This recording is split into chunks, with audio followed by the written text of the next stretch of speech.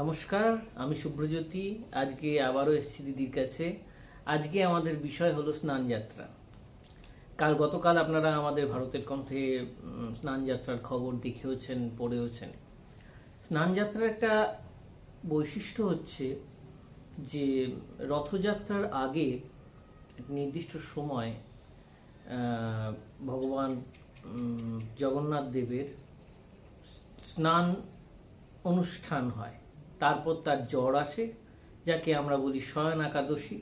তারপর তিনি উত্থান একাদশীতে ওঠেন এবং তারপরে রথযাত্রা শুরু হয়।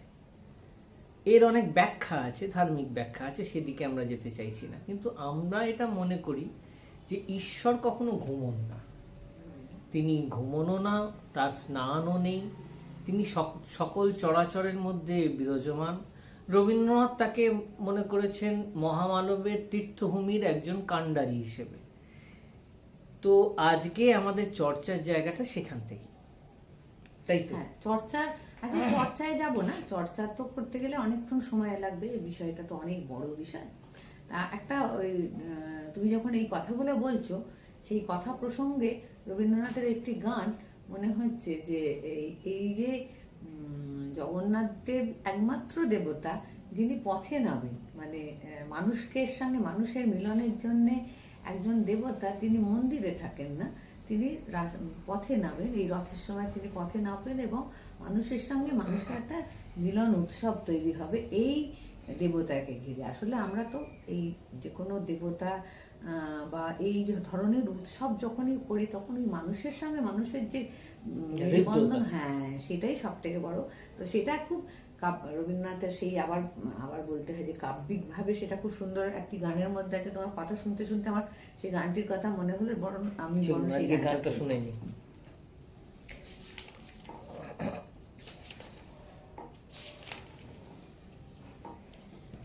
দেখো কি সুন্দর কথা, যেথায় তোমার লুট হতেছে, লুট শব্দটাকে ব্যবহার করেছেন। যে দেখো ওই যখন রথ চলে তখন ইয়ে হয়, বাতাসাল হরিণ লুট হয়, আর সেখানে যেন ভক্তদের যেন ভগবান যেন ভক্তির মানে বিতরণ করতে করতে যাচ্ছেন, সেরকম একটা শব্দ। কেমন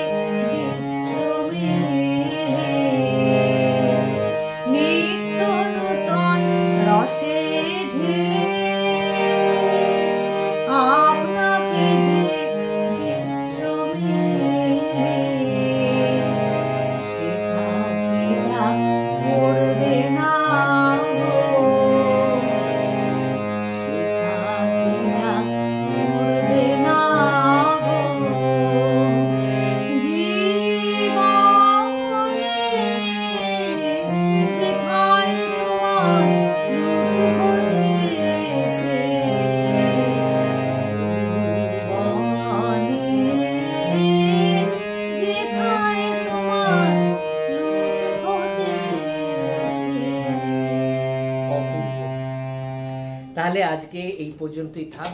আমাদের দুজনের পক্ষ থেকে আপনাদের সকলের কাছে নমস্কার।